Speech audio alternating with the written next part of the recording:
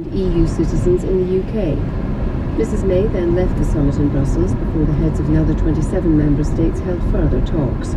Afterwards, they issued a statement saying they intended to conduct negotiations with Britain in a spirit of trust and unity. Speaking during a trip to South Korea, the Foreign Secretary, Philip Hammond, rejected the suggestion from the UK's top diplomat in Brussels that finalising a deal could take 10 years. I don't expect that it will take as long as that. There will be two stages in this process. First, we will negotiate a deal for our exit from the European Union, and once we've started that process, we will, in parallel, begin to negotiate new arrangements with our former European Union partners so that we can continue to trade and work closely with them. Another strike by train drivers on southern railways taking place, with nearly all the company's 2,000 services cancelled. 2 days of talks between the company and the ASLEF union ended yesterday without agreement.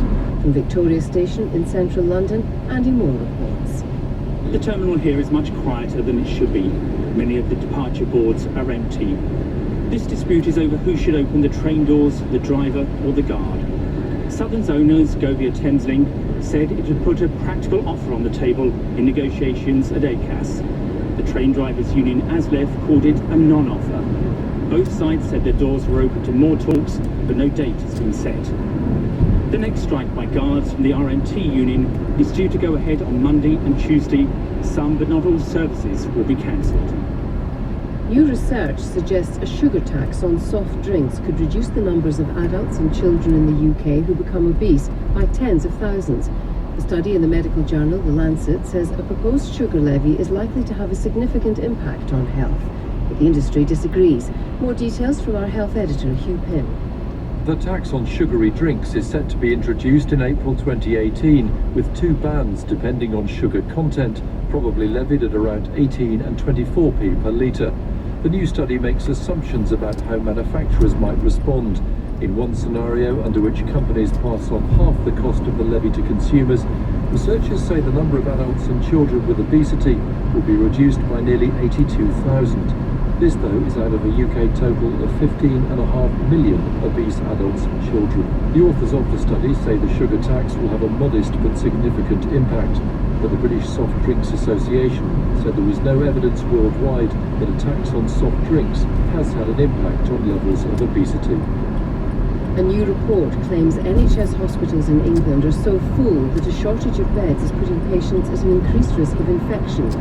An analysis by the health charity, the Nuffield Trust, suggests that on average more than 95% of beds in hospitals were in use every day last winter. Attempts are made to keep this at 85% so that staff have time to clean beds properly. The spokesman for NHS England said plans were well in hand for this winter. But John Appleway from the Nuffield Trust told us he remained concerned. The NHS, in a sense, is starting from a more difficult position this winter than last winter. Patients were stuck in hospital, medically fit to go home. They've delayed transfers of care in the jargon. The numbers of those people has increased by 27% this October compared to last October. The number of patients stuck on trolleys between the A&E department and the rest of the hospital has increased by over 54% compared to last year. A banking regulator says bank transfer fraud, where people are duped into making online payments to fraudsters, is a growing problem which must be tackled. However, the payment services regulator stopped short of recommending that banks should be forced to compensate customers. Here's our personal finance correspondent, Simon Gompertz.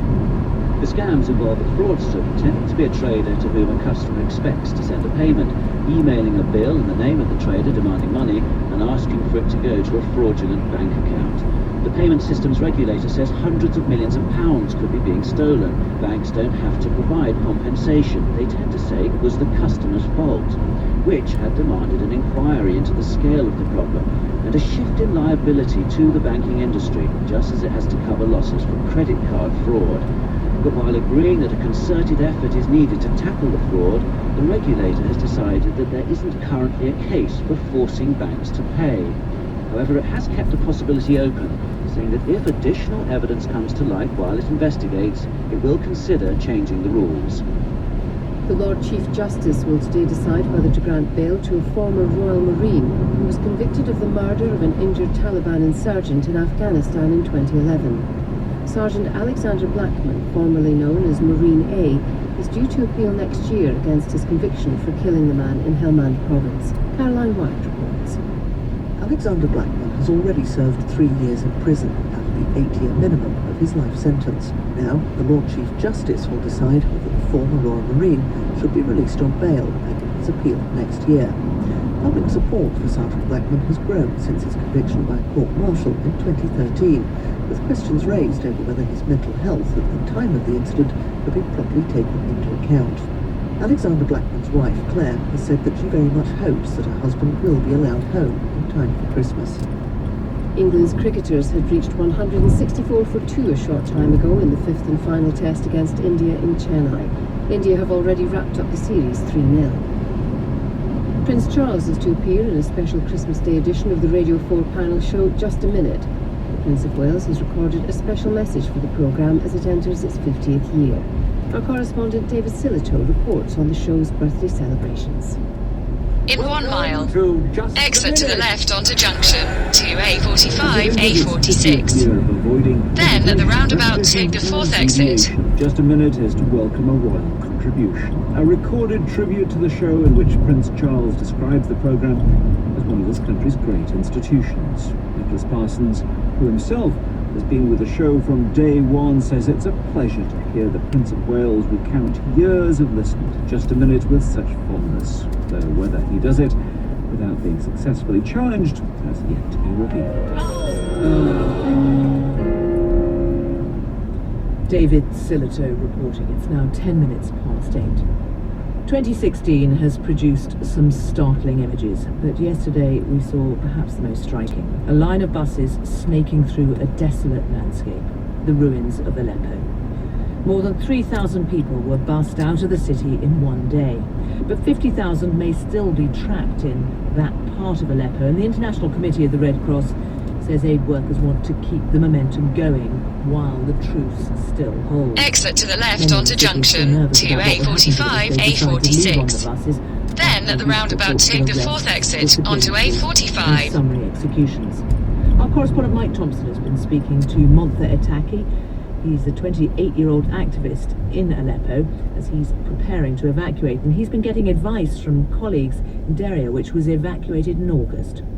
They knows about what happened. They had to hide all the data storage, like hard disks and the SD cards from the eyes of the soldiers of the Assad regime to not be taken by them, but every important thing close to us to not get stolen by the troops of the Assad, because they are stealing everything. How worried are you that because you're an activist, you might be singled out and either not allowed on the bus or, even worse, detained? Actually, at the roundabout, take the 4th exit onto A45. They said that the soldiers not came into the buses or near even to the people who was evacuating, and the Russians, they are need us just to go out quickly, because the Iranian trying all the time to like this deal and hate us a lot. They want to kill us. That's what they treat in the last days. They've been tweeting that? Yes, they're tweeting. They want to kill us. You must be very relieved to be leaving after all the bombing and the terrible siege, but you are going to be leaving behind your home and your hometown, aren't you? How do you feel about that? Yes, I disappointed, and we are fighting for the humanity, but the Assad regime was killing everyone. But in the end, the evil had won. That, of course, is not how everybody in Syria sees things. I've been speaking to Farah Shahabi, who is the Member of Parliament for Aleppo and a supporter of the Assad regime. Earlier he tweeted, "Dear friends in the West, we were going to kill them all, but your leaders wanted to free them. Enjoy having them in your countries then." It's a day of celebration, of course. Similar to the celebration that you guys did and the Americans did when you liberated Kabul and Kandahar in the Afghan war. You say, of course, it's a day of celebration.